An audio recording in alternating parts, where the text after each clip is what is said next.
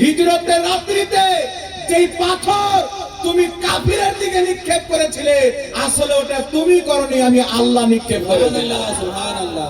নবীর ফয়সালাকে আল্লাহ নিজের ফয়সালা বলছেন, নবীর পাথর ফেলাকে আল্লাহ নিজের পাথর ফেলা বলছে। তো আমার নবী বদরি সাহাবীকে 2 হিস্সা দিচ্ছেন, কারণটি কি বাবা?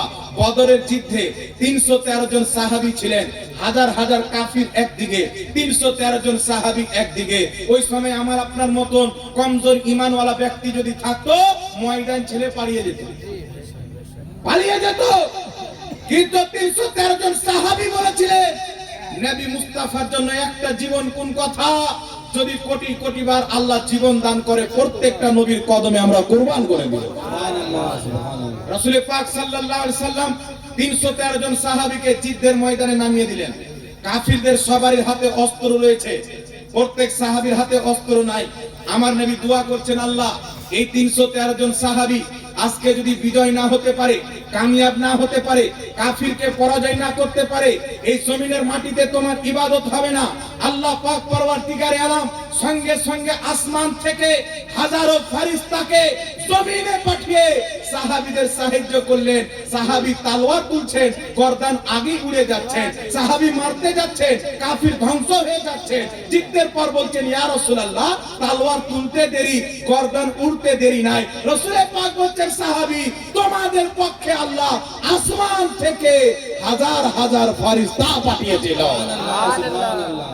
এই জন্য বদরি সাহাবীদের অনেক উচ্চ মাকাম।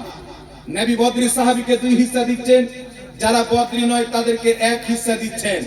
একজন ব্যক্তি বলছেন, ইয়া রাসূলুল্লাহ ইত্তাকিল্লাহ, আমার দিকে লক্ষ্য করেন। একজন ব্যক্তি যার দাড়ি লম্বা লম্বা ঘন ঘন দাড়ি ছিল, মুসাম্মিরুল আযাদ পায়জামা লুঙ্গিকে অনেক বেশি করে উঠিয়ে পড়তো। আজকে কে বেশি করে উঠায় আপনারা জানেন। মুহাদ্দিসিনে কেরাম লিখছেন, সেই ব্যক্তি এক রাতে 300 রাকাত নফলি নামাজ পড়তো, যার নাম ছিল জুলখায়সরা। সেও লা ইলাহা ইল্লাল্লাহ মুহাম্মদ রাসূলুল্লাহ কালিমা পাঠ করতো, সেও নবীর পিছে নামাজ পড়তো। জাকির নায়কের পিছে নামাজ পড়ে মনে করছে আমি জান্নাতি, ও তো নবী মুস্তাফার পিছে নামাজ পড়তো, নবীর সাথে হজ করতো, নবী পাকের সঙ্গী হয়ে যুদ্ধের ময়দানে জিহাদ করতো।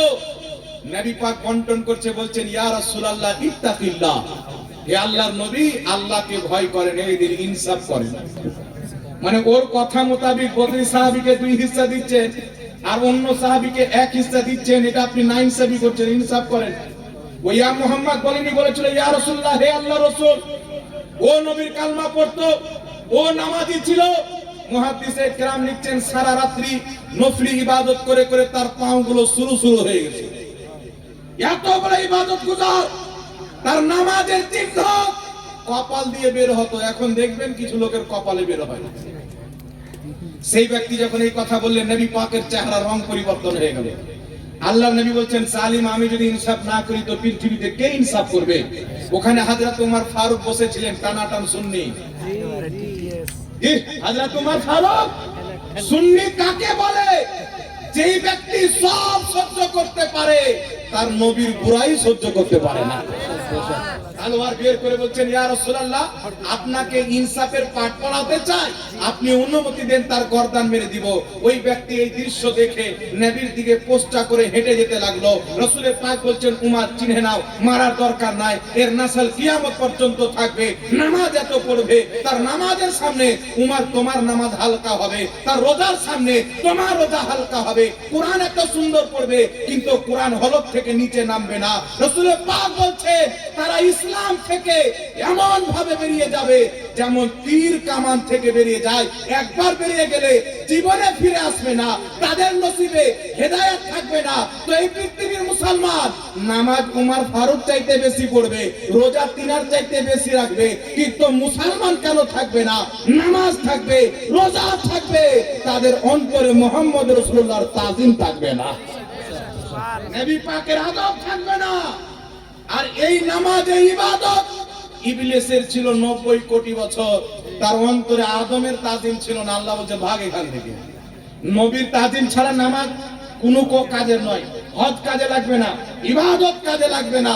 জিবরিল আলাইহিস সালাম ছোট কোয়ালিটির ফেরেশতা ছিল, আদমের সম্মান করলেন, ফেরেশতাদের সরদার হয়ে গেল। সুবহানাল্লাহ সুবহানাল্লাহ আর ইবলিস ফেরেশতাদের শিক্ষক ছিল, আদমকে সাজদা করলো না, কিয়ামত পর্যন্ত কাফির এবং শয়তান হয়ে গেল। তো বোঝা গেল নামাজ যদি কোটি কোটি বছর থাকে, অন্তরে রাসূল পাকের আদব না থাকে, আপনার সব বেকার হয়ে যাবে। আর এখন কিছু মার্কেটে দল বেরিয়েছে, নবীর আদব তো দূরের কথা, এদের মধ্যে খোদারই আদব নাই।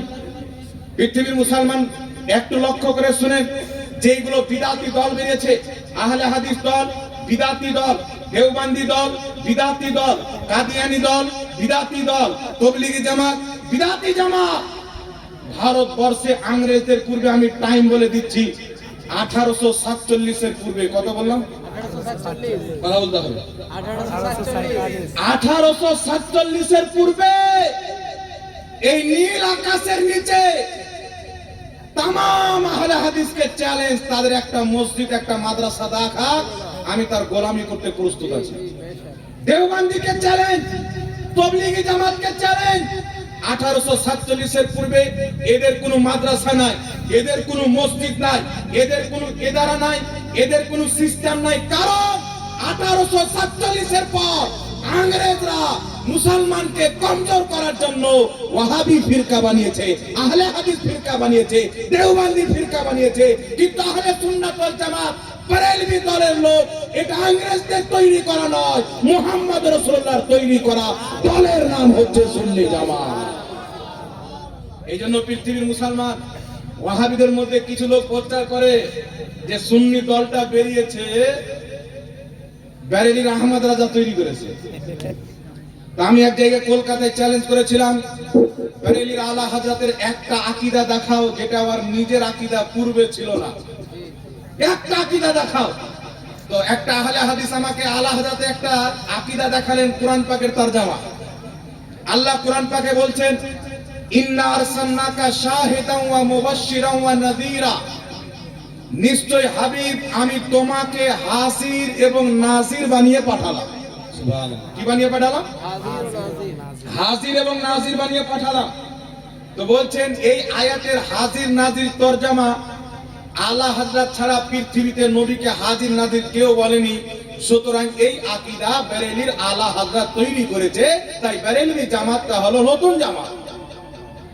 তো আমি ওকে ওই আহলে হাদিসকে তাদের ইমাম ওয়াহিদুজ্জামার একটি কিতাব দিলাম, তাদের আরেকজন সবচাইতে বড় ইমাম যার নাম হচ্ছে সিদ্দিক হাসান খান ভোপালী, আহলে হাদিসের মাথার তাজ। সে নিজের কিতাবের মধ্যে লিখেছে নবী মুস্তাফা হাজির ও নাজির, জোরে বল সুবহানাল্লাহ। ওদের বাপ লিখেছেন। তা আমি বললাম যে তোমার বাবাও তো এই কথা লিখেছে, তো খালি আলা হযরতের উপরে কেন চাপিয়ে দিচ্ছ? আর আলা হযরতে ইন্তিকাল করা সম্ভবত 106 থেকে 7 বছর হলো, ওনার জন্মগ্রহণ করাকে 200 বছর হয়নি। 450 বছর, 450 বছর বা 500 বছর পূর্বের ইমাম শেখ আব্দুল হক মুহাদ্দিস তেহলভি আল বুখারী রাহমাতুল্লাহ আলাইহি, সকলে যিনাকে মুহাদ্দিস বলে এক বাক্যে মানে, তিনি নিজের কিতাব আখবারুল আখিয়ারের মধ্যে লিখেছেন নবী মুস্তাফা নিজের উম্মতের নিয়াতের প্রতি, ইচ্ছার প্রতি, আমলের প্রতি হাজির ও নাজির রয়েছে। তো বুঝা গেল আলা হযরতের তৈরি করা আকীদা নয়, এটা ছিল মুহাদ্দিসদের আকীদা। সুবহানাল্লাহ ইমাম জালালউদ্দিন সিয়ুতি নবী পাককে হাজির নাজির লিখেছে, ইমাম কাসতালানি নবী পাককে হাজির নাজির লিখেছে, ইমাম গাজালি নবী পাককে হাজির নাজির মানতেন। এটা পানওয়াট আকীদা নয়, পূর্বের মুহাদ্দিসদের আকীদা হচ্ছে মুস্তাফা হাজির ও নাজির, জোরে বল সুবহানাল্লাহ। এইজন্য পৃথিবীর মুসলমান আমাদের চ্যালেঞ্জ আজ শুধু নয়, 200 বছর থেকে ঘুরে বেড়াচ্ছে। তারা বারবার অ্যাকসেপ্ট করেও দেখে নিয়েছে, ধাক্কা মুক্কি খেয়েছে বলে আর আসে না সামনে। আলা হযরতের একটা আকীদা কেউ যদি প্রমাণ করতে পারে যে নতুন, উনার পূর্বে করির ছিল না। একজন দেওবন্দি বলছেন, হুজুর আলা হযরত মিলাদুন নবী কিয়াম এগুলো চালু করেছেন, এর পূর্বে ছিল না। তা আমি ওকে 1200 বছর পূর্বের ইমাম ইবনে আবু নঈম রাহমাতুল্লাহ আলাইহির লেখা কিতাব কিতাব ও মাউলিদিন নবী দেখালাম, যে 1200 বছর পূর্বে মুহাদ্দিস নবী পাকের মিলাদের প্রতি কিতাব লিখছে।